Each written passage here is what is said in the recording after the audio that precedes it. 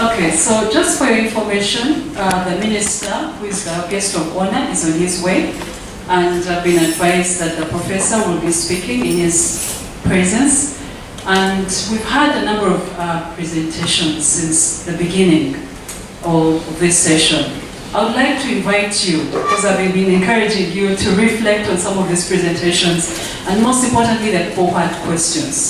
So we want to use this opportunity to welcome the questions, any reflections, any thoughts, anything that you would like to add to what has been presented is welcome right now. We have an extra microphone that is going to be going round.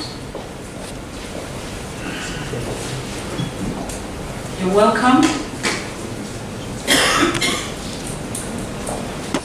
Perhaps I could invite the panelists for this session to just take up the front and then you address a few of these questions. Yes.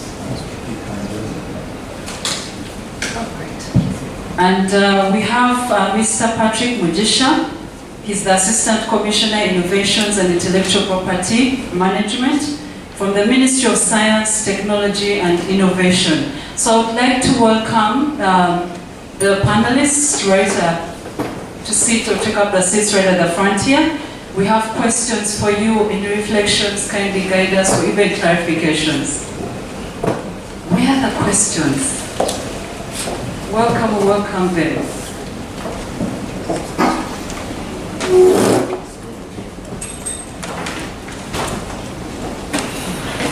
Any questions, any clarifications, any comments, they're welcome.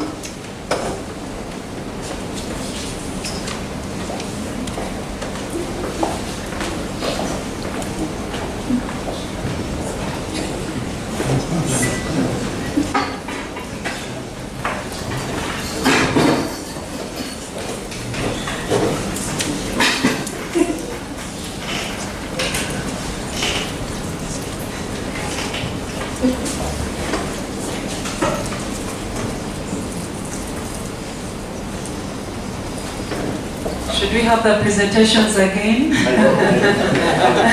Or perhaps we'll encourage them to ask the questions, you know. Thank you. Since there are no questions, I think I have been provoked by Professor as she spoke, and I thought my talk early this morning was timed in a sense.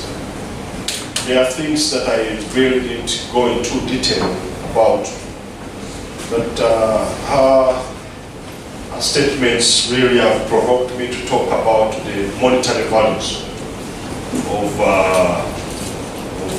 products that come from innovations.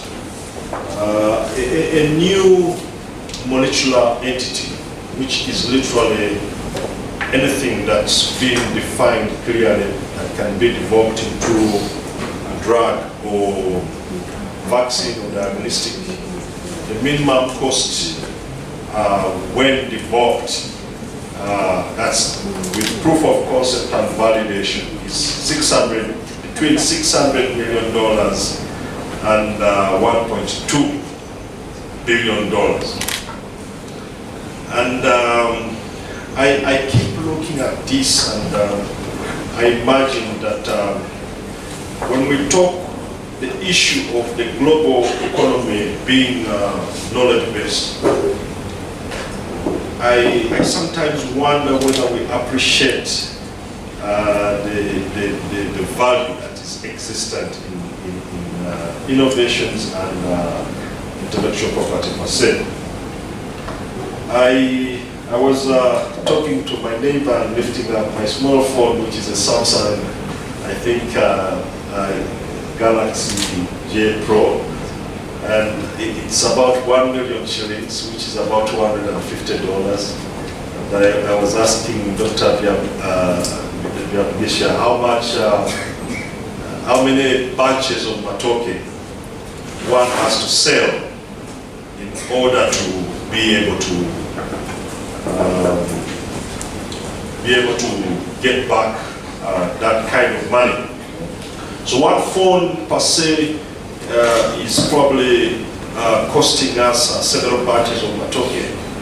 And I wonder how we can balance our economies if we are not producing knowledge-based products to be able to fill the gap in foreign exchange.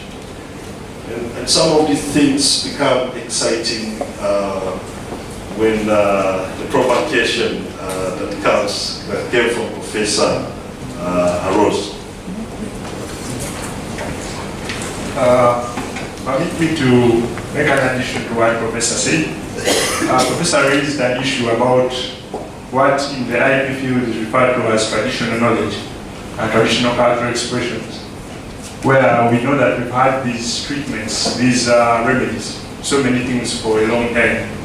For those of us that are from the central region or even the west, we have heard of choge, and we know what it does, what it's used for. It's a treatment maybe for this or that. And so, with the traditional knowledge system, it's aimed at protecting the indigenous knowledge that people have. The cure for cancer might be something that has been known in some small village and has been passed on from generation to generation. So it could qualify as traditional knowledge.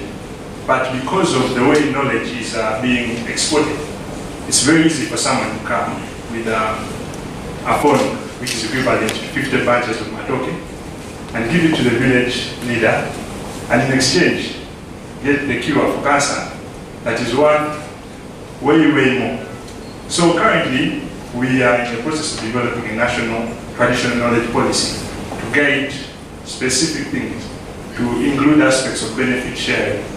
If the cure is developed from a herb that is known in Lira, how does the community benefit from that?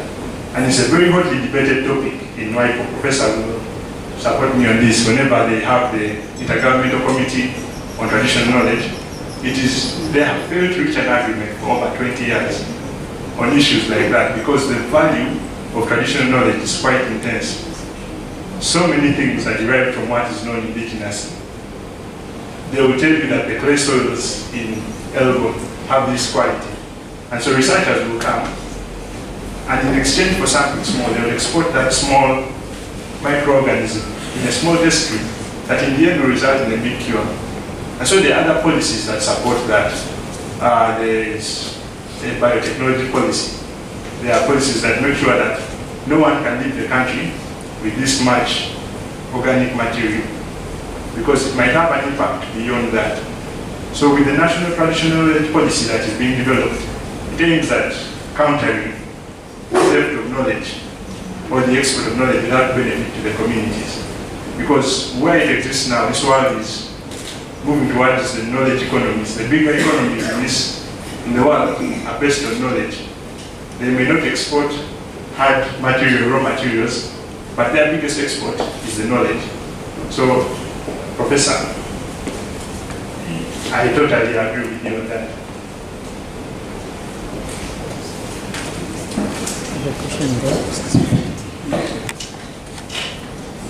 Yeah, thank you. Presenters, I would like to direct my question to Mr. Patrick Mugisha. We are glad you are here. Welcome. The issue of IP, Makerere University has established an office, and we engage in a lot of research, and definitely some innovations have come out which could actually be patented. But that process is very, very costly. It's time consuming, and it's difficult for a poor or young scientist. So as the ministry, what are you trying to do to ensure that our inventions are really are followed up and protected before they are scavenged on? Because it is I'm sure we have had many patents, but the cost, the process is very discouraging. Thank you. Okay, thank you, Professor. All protocol observed. First, I'd like to thank the organizers for this event. We received a communication this morning from the Honorable Minister. I think we should have been here a little bit earlier, but nevertheless, I think I came at the right time. They were talking what interests me more. What is within my docket, that's innovations and intellectual property. As a country, number one, at the policy level, recently the national IP policy was approved. And that means that whether academia and research institutions, they have a point of reference to be able to now take on and establish institutional IP policies guided by what is offered in the National IP Policy document. We also recognize that much of the research that happens in Uganda, most of the times, intellectual property has not been at the core center. Because what motivates most of the researchers is, I get a grant. From the grant, can I be able to buy a car, buy a piece of land? Cheap things motivate our researchers. So if you get into a form of collaboration or partnership, just like when you go to a financial institution to get a loan, you realize terms and conditions are written in small fonts because they know you are not going to read them and finish. It's not a mistake. It's deliberate. Because you're not going to finish. You're hungry for the money and you want the credit officer to approve your loan. But eventually, you know there's a burden you're going to carry. So in the same way, some of these clauses in these partnerships or collaborations, you are not going to pay so much attention to it because something that entices you is first given to you. The repercussions, you don't read them, which is a problem. So, intellectual property as well, as you recognize, Professor, it's an expensive process, and should you decide to adopt and have an intellectual property system within your university, institution, or business entity, you should be ready to pay the cost. And that is a fact. And so the government recognizes that. So the establishment of the ministry and creating the department specifically dedicated to handling issues of innovations and IP management, we know one of the key things is the technical support that researchers require, or innovators and other key stakeholders. But the issue of money, protecting what you think can be protected, is another issue. So through the Innovation Fund framework, which also, thank God, it was approved a couple of months ago by the cabinet. Now this sets a platform to be able to support researchers, innovators, with the ideas at the different stages of development, whether for R&D, prototyping, and commercialization. And of course, in the process, IP is going to emerge, and we should be able to give support, the technical and also financial support to protect these IP rights, whether national, regional, through the ARIPO system, or through the PCT route. And that's the global aspect, to be able to get more protection in other jurisdictions.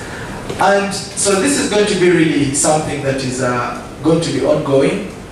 But the truth be told, of course, as a university as well, you have to make it a priority that you really want IP to be at the center stage. Innovation is not linear. The linear models of innovation sometimes can be deceptive. Nowadays, the innovation system is quite interactive. So you don't want, so that's why don't be rigid in research. And if you're rigid, you may lose the point and lose where the opportunity lies. I'll give a good example as a parting shot. There are men in the house. Are there some men in the house? Gentlemen in the house. Yeah, we are there. I'm here. We're here. But I think you know one of the most famous and best-selling drugs of all time is Viagra. Hey, surprise. Yes.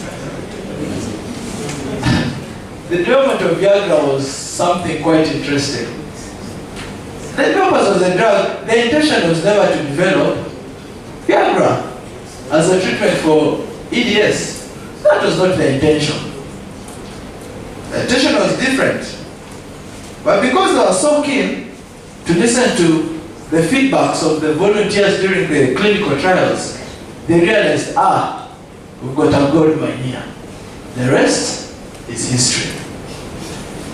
So the moment you say that I'm going to stick here, you lose the point. So innovation can never take so strictly the linear approach. So we are willing to give you the technical support, working hand in hand with the URSB, which hosts the National IP Office. We don't register. The ministry does not register IP rights. But we can stand with you, support you through the generation phase to reach the point that you need to take your application to the National IP Office for filing. So we can engage you from that spot ideation to that point. Registration, it's them. That's their mandate. We don't do registration. So because the IP value chain, you're looking at the generation, protection of the IP right, commercialization and enforcement. So each one has got a stake to play. But all universities in the country, we are hoping as a ministry really to give that support such that each university has an institutional IP policy. That's the only way to be able to help you to have a better negotiation, even with possible collaborators or partners, external or internal. I thank you.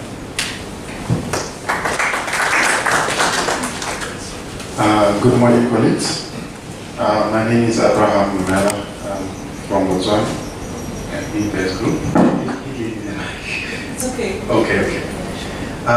Since we are talking intellectual property, it comes to my mind that most of African countries from the AU level, they've decided that in their policies they are going to have knowledge economies, forming the core part of driving the economy. So the first question would be, whose knowledge? To me, it appears that as Africans, we have to really dig deep in our knowledge systems and offer our intellects to run our economies. It really questions the issue of knowledge system, how we protect knowledge systems in Africa.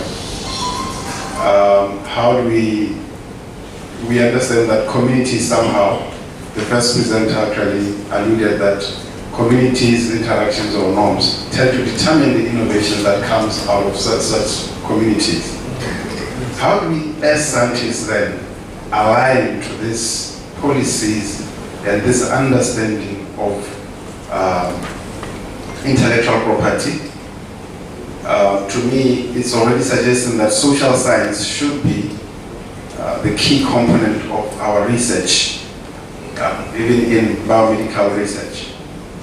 The way we engage our communities, public engagement, also suggests that we should be able to be in a position to understand our communities or societies deeply enough to be able to make innovations that speaks to them.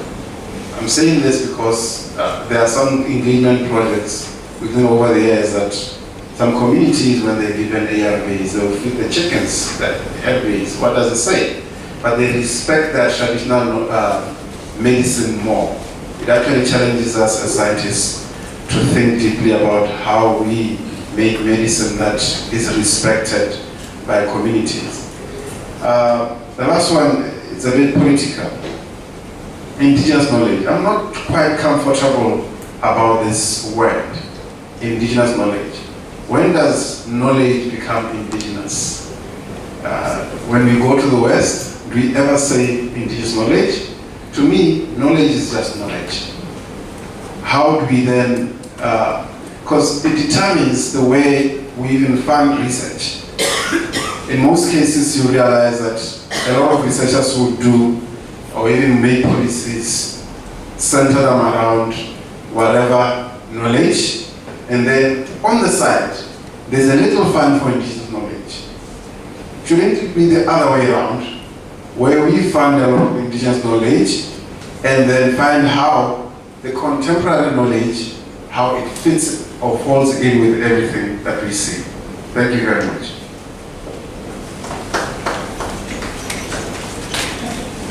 Okay, and my reply will be brief. It is the 21st century. Now, what is our knowledge in the 21st century? How do we think of existing in the 21st century? Not in the 19th century, not in the other century. But what goes on in our minds now? Eh? How do we think of our knowledge beginning to come out and steer Africa? Well, don't answer me. The second point is IP composes two things: the negative protection and the positive protection. Negative protection is protection from something. It is protection from something like untrammeled exploitation of our knowledge. Well, how many of you have gone deep into thinking? Why is distinguishing between negative protection and positive protection? Let me go and read something about it. How many of you have ever done that? Nothing. You just mimic the discourses. The discourse in education says be careful, people. Be careful. It is the 21st century. We have to own something. So, positive protection is protection to something. For example, develop. For example, I found something. Don't be mistaken that what you read, what you cite in your papers or your articles. Okay. Prof, I could feel the passion. We get away from that mimicry. Thank you so much to the panelists. I'd like to, let you go back to take on your seats. And thank you very much for the clarification.